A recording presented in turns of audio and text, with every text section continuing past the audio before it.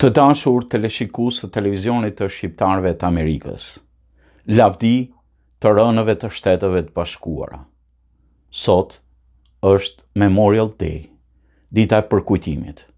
Ne pushojmë në mirënjohje solemne për t'i dhënë nderim patriotëve të guximshëm që vendosën jetën e tyre duke mbrojtur paqen dhe lirinë gjatë shërbimit ushtarak të kombit tonë të madh, Shteteve të Bashkuara. Kemi zgjedhur këtë ditë për të nderuar flijimin e tyre dhe për t'i kujtuar të gjithë amerikanët të cilët kanë shërbyer apo shërbejnë në flamurin amerikan me çmimin e jashtëzakonshëm të lirisë sonë të çmuar. Gjatë gjithë historisë së vendit tonë, amerikanët e guximshëm kanë blerë lirinë tonë të dashur me jetën e tyre.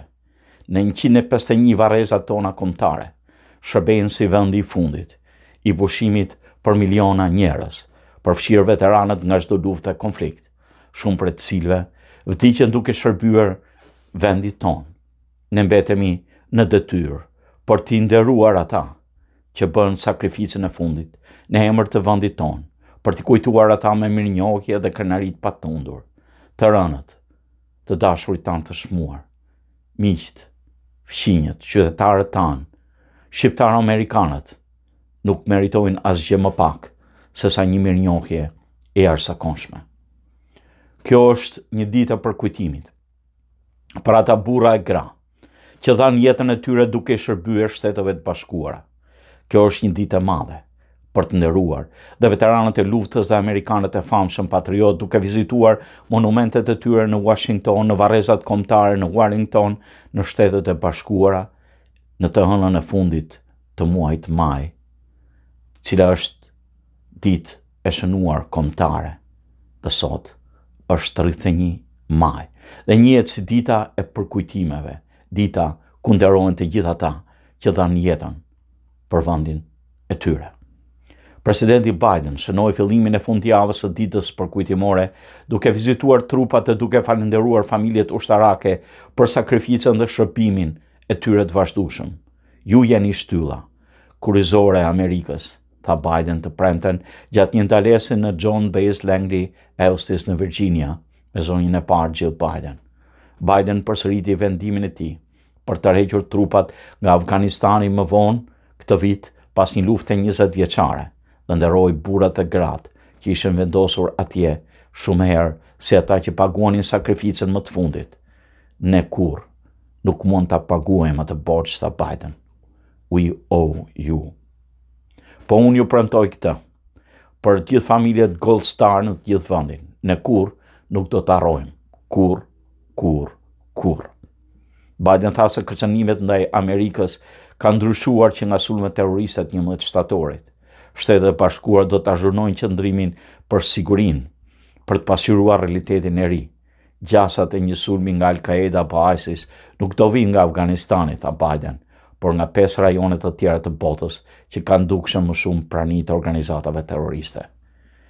Biden foli gjatë dhe për djalin e tij të ndjer Bo, një veteran, dhe tha se shërbimi në ushtri ishte një nga arritjet më krenare të djalit të tij të madh. Ai përmendi dhe shërbimin e tij në Kosovë. Presidenti tha se familja e tij i sheh sakrificat e anëtarëve të shërbimit dhe tha se ai dëshiron të di se si mund t'ju mbështesim më mirë. Mesazhi im për të gjithë ju është mjaft i thjeshtë. Faleminderit, u tha Biden trupave. Faleminderit që zgjodhë shërbimin vetë mohues ndaj vendit tuaj.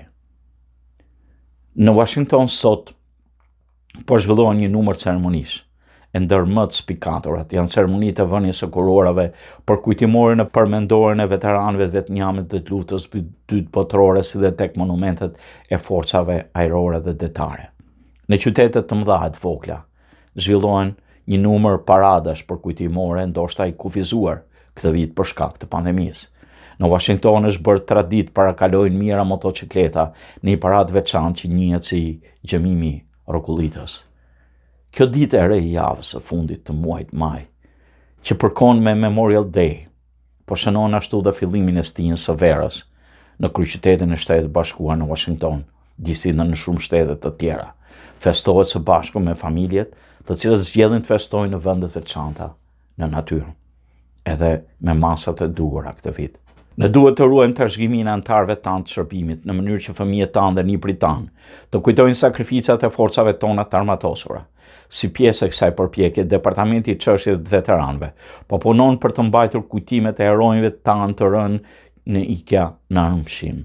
Programi i legalizimit të veteranëve, të administrimit në varrezat kombëtare në Ellington, po i sfidon të rinjt në shkollat fillore deri në shkollat e kolegjit e në të larta për të hulumtuar, për të ndarë historitë dhe sakrificën e veteranëve të cilët kanë nderuar përgjithmonë dhe janë nderuar në varrezat kombëtare në Washington, për të siguruar më tej trashëgiminë e tyre, që të përforcohet zëri i familjeve, të mbijetuarve dhe prindëve dhe bashkëshortëve të mbajtjes së medaljes Gold Star.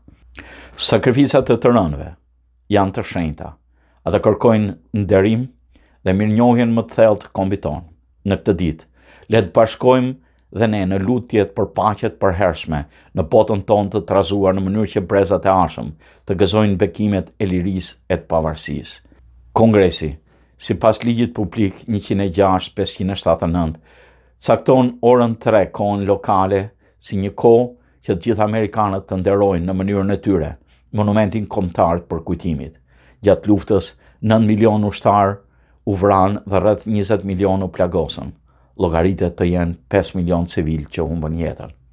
Përfshirë dhe ata shqiptar-amerikanë që ranë gjatë luftës së parë e të dytë botërore, por dhe 3 heronj shqiptar të dekadave të fundit, kur dhe regjimi komunist u rrëzua dhe ata erdhën në Shtetet e Bashkuara në vendin kampion të lirisë dhe demokracisë në të gjithë botën. Marinësi i parë nga Shqipëria u vra në Irak, Ervin Dervishi, marinësi shqiptar nga Lezhë Gentian Marku, si dhe marinësi Nikolas Qerava. Memorial Day është dita e të rënëve në mbar Shtetet e Bashkuara, e kujtohet me bijtë e tyre, me ata që luftuan dhe dhanë jetën e tyre, duke filluar nga revolucioni amerikan i vitit 1776 e deri në konfliktet në Afganistan e Irak në lindjen e mesme.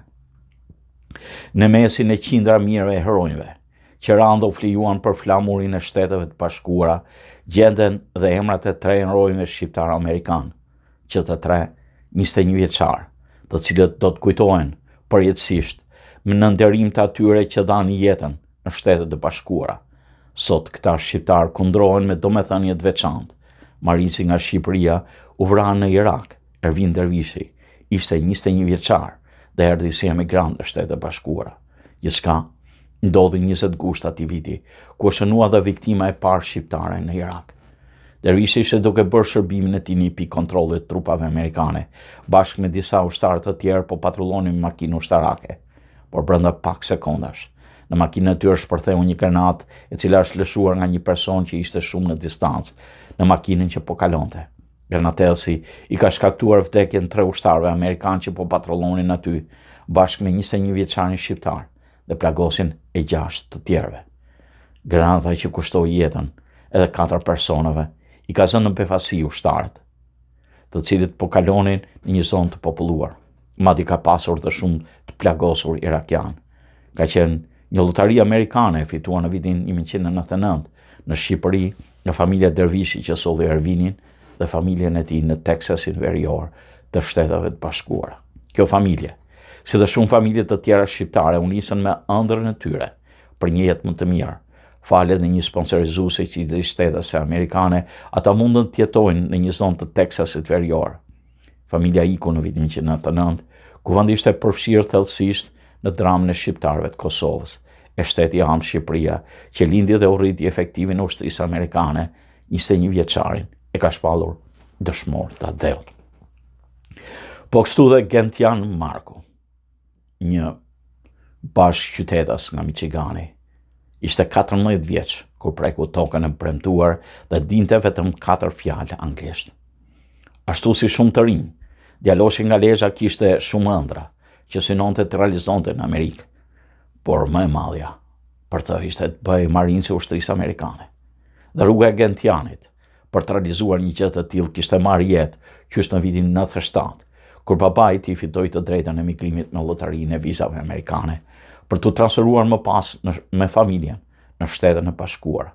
Kur mbriti këtu, nuk fliste gjuhën, gjë që e pengonte të zinte miq të rinj, po shtytet punonte me orë të tëra për të mësuar.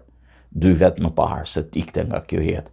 Ai shtyr nga këshillat e babait të tij, kishte mbaruar shkollën e këmbësorisë dhe më pas kishte arritur të regjistohej në kontingjentin e marinës së Shteteve të Bashkuara. Gjatë verës atij viti,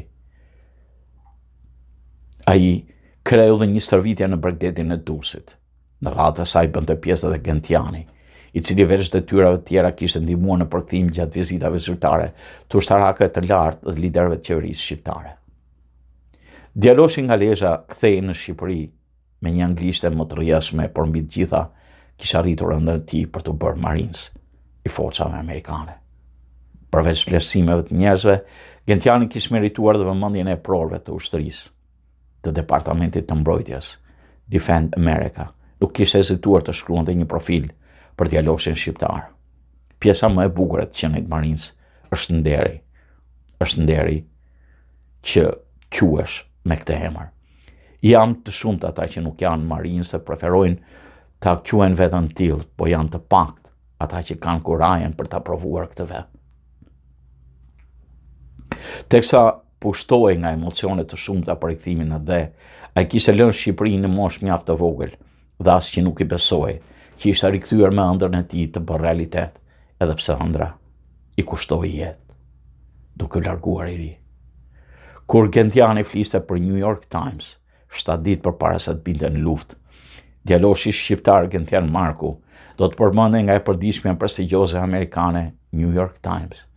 I pyetur nga gazetare Gentiani, do të tregonte kujtimet për shokët e tij marinca që kishin humbur jetën duke luftuar për krahati në betejat e ashpra në Falluxha. 8 ditët e para të saj beteje, batalioni i parë i regjimentit të 8, ku bënte pjesë dhe djaloshi shqiptar, kishte pësuar humbje të rënda, ishte vrarë dhe plagosur të paktën 42 vet.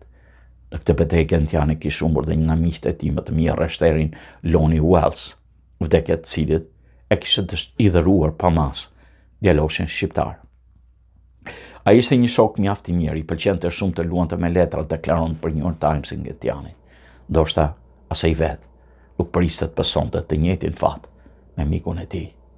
Në betejat e egra që u zhvilluan në Falluxha do të binte një heroi vërtet, dhe marinsi shqiptar, i cili kishte thënë se të qenit marins më bën të ndihen krenar për 2 vendet e mia, Shqipërinë dhe Amerikën. Dhe ashtu ka mbetur edhe në kujtimet tona, edhe në një dokumentar që ne kemi përgatitur për të. Por dhe një shqiptar amerikan me rrënjë të vjetra në Shtetet e Bashkuara, Nicholas Çerava, ishte aq krenar për trashëgiminë e tij shqiptare, saqë kishte bërë tatu një flamur shqiptar në gjoksin e tij. Ai ishte një marines ashtu si babai i tij, që kishte qenë oficer marine. Babai i tij ishte komandanti Thomas Robert Oresti Çerava, një shqiptar i vjetër, i emigruar afro 100 vjet më parë nga Korça, duke u rritur në Ontonagon, këtu në Michigan. Nëna e tij, qysh në moshën 8 vjeçare, e pyeti për të blerë një flamur të madh amerikan, do të shkruante shtypi. Ai ishte gjithmonë patriot, tha ajo. Nicholas Çerava u vra në një bombë pranë provincës Krama në Irak më 5 tetor 2005. Ai ishte 21 vjeç kur nda nga kjo jetë. Kështu pra, edhe shqiptarë amerikanët janë bi të kombit amerikan. E kanë larmë me gjakun e tyre ëndrrën e lirisë amerikane. Dhe për ta vlen edhe fjala e presidentit Biden. We owe you. Ne ju detyrohemi. Ne ju detyrohemi paqen. Ne ju detyrohemi kështu edhe shqiptarë amerikanëve të vrarë në këtë ditë të Memorial Day, të përkujtimit të tyre. Lavdi për jetë ushtarëve shqiptarë amerikan dhe ushtarëve të kombit të madh amerikan. Lavdi.